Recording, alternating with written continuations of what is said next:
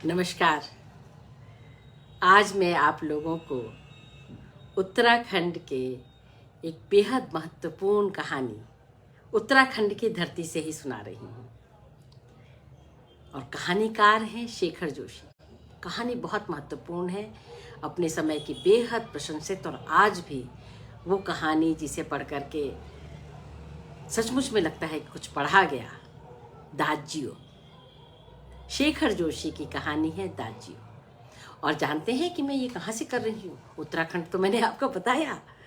मैं इस कहानी का जो आप लोगों के सामने लाइव कर रही हूँ, ये उषा नौडियाल जी के घर से कर रही हूँ।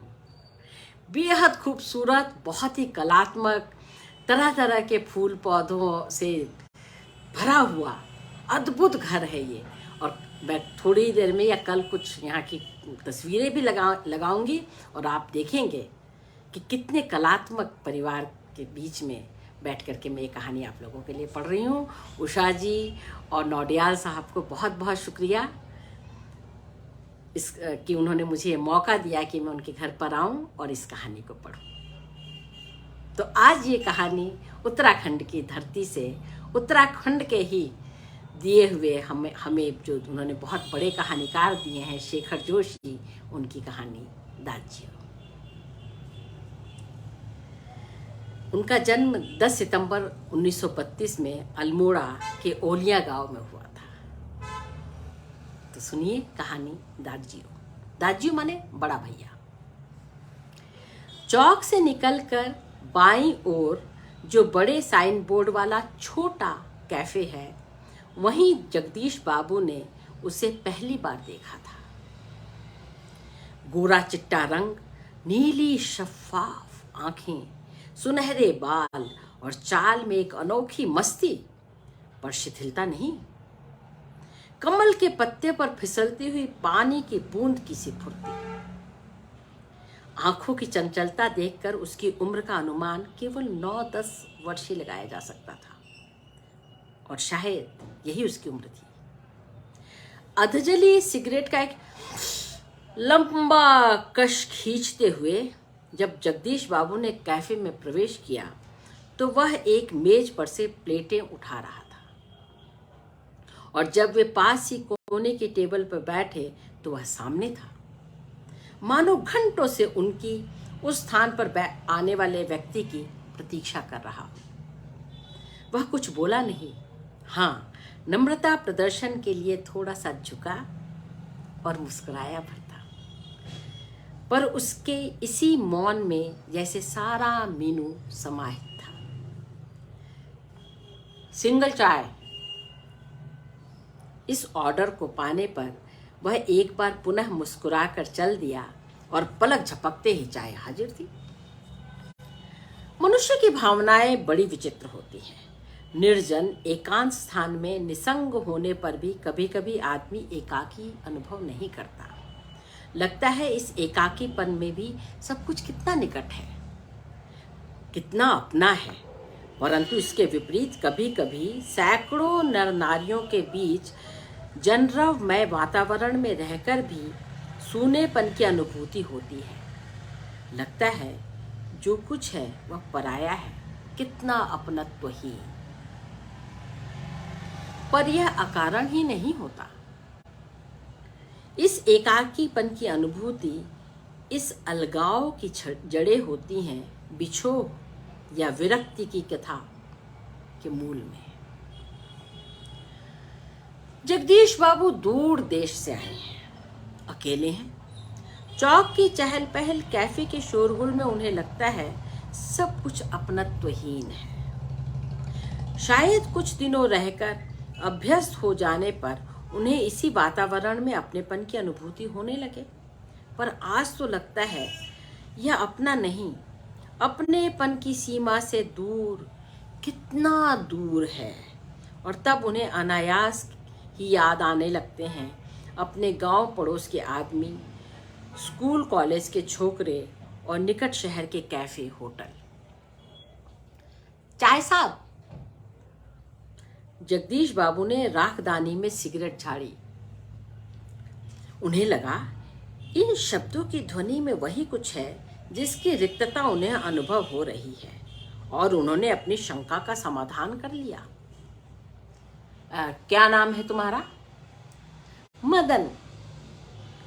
अच्छा मदन, कहाँ के रहने वाले हो? पहाड़ का हूं बाबूजी। पहाड़ तो सैकड़ों हैं, आबू, दार्जिलिंग, मसूरी, शिमला, अल्मोड़ा।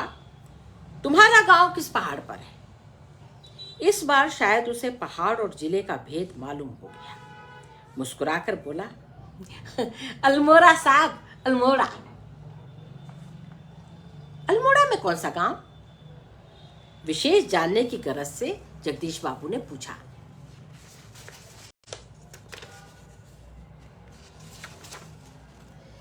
इस प्रश्न ने उसे संकोच में डाल दिया। शायद अपने गांव की निराली संज्ञा के कारण उसे संकोच हुआ। इस कारण टालता हुआ सा बोला, वह तो बहुत दूर है साहब, अल्मोड़ा से 15-20 मील दूर होगा। फिर भी नाम तो कुछ होगा ही, जगदीश बाबू ने जोर देकर कहा। डोट्याल गांव।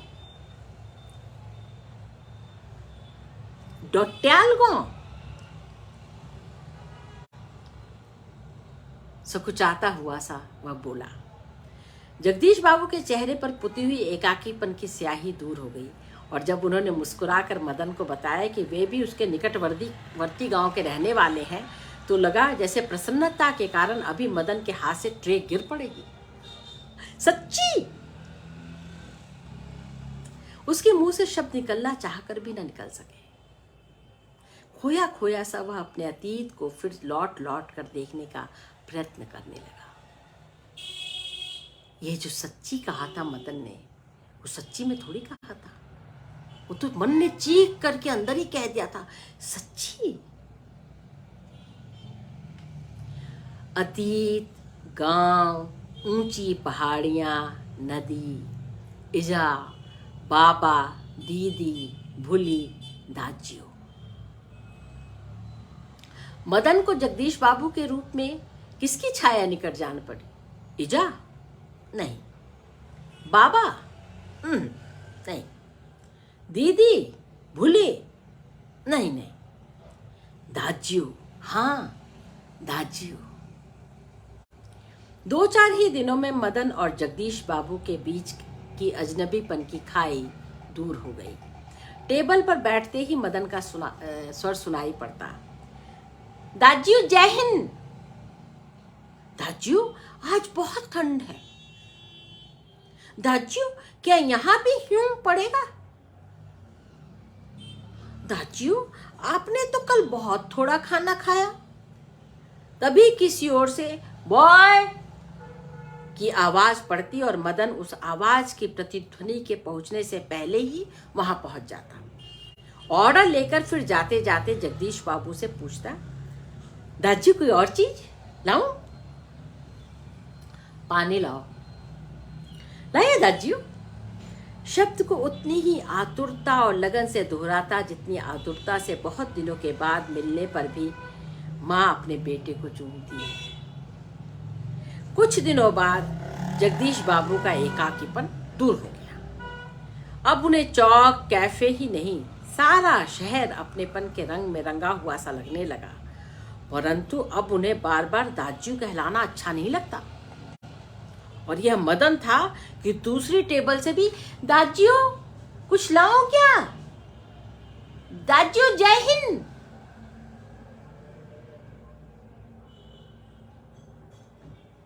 मदन इधर आओ। आया दाजियो। दाजियो शब्द की आवृत्ति पर जगदीश बाबू के मध्य वर्गीय संस्कार जाग उठे। अपरत्व की पतली डोरी अहम की तेज धार के आगे टिक न सकी। दाजी चाय लाओ? चाय नहीं, लेकिन यह दाजियो दाजियो क्या चलाते रहने की आदत है तुम्हारी? सारा रात सारा दिन यही करते रहते हो। किसी के प्रेस्टीज का जरा भी ख्याल नहीं है तुम्हें। जगदीश बाबू का मुंह क्रोध के कारण तमतमा गया। किसी के प्रेस्टीज का जरा भी ख्याल नहीं है तुम्हें। दाजियो दाजियो दाजियो।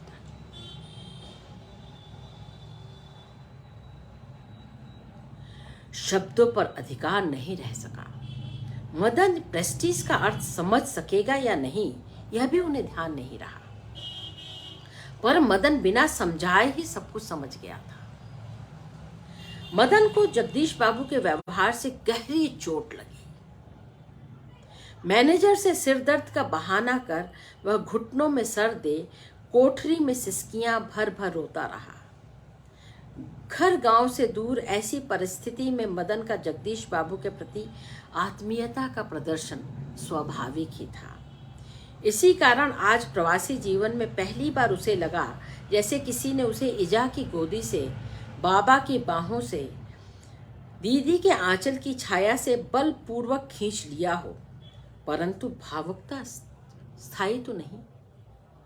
रो लेने पर, अंतर की घुमड़ती वेदना की आंखों की राह बाहर निकाल लेने पर मनुष्य जो भी निश्चय करता है वे भावुक क्षणों की अपेक्षा अधिक विवेकपूर्ण होते हैं। ऐसे निर्णय बहुत विवेक से किए जाते हैं। मदन पूर्ववत काम करने लगा। दूसरे दिन कैफे जाते हुए अचानक ही जगदीश बाबू की भेंट बचपन के सहपाठी हेमंत से हो गई। कैफे में पहुंचकर जगदीश बाबू ने इशारे से मदन को बुलाया,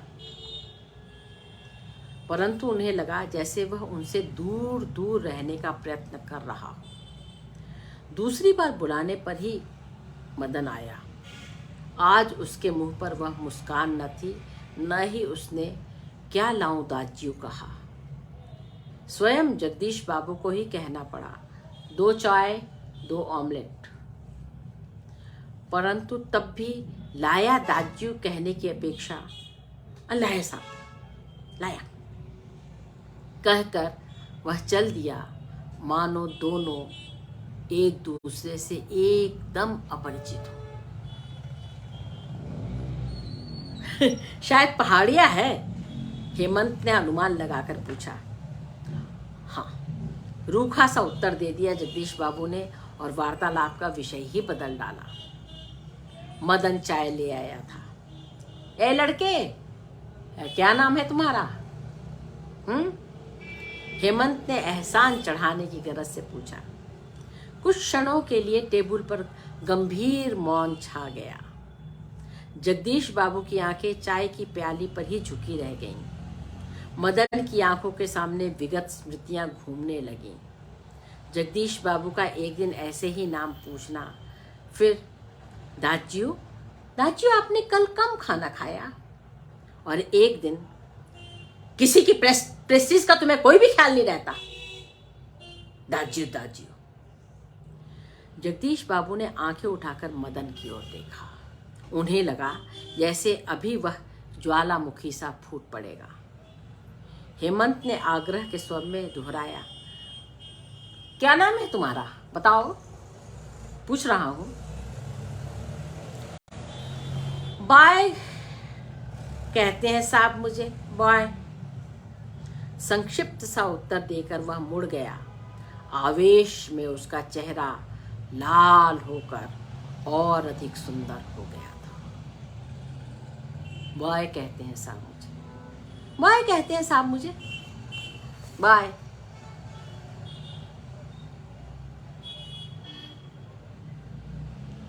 अनाम बॉय,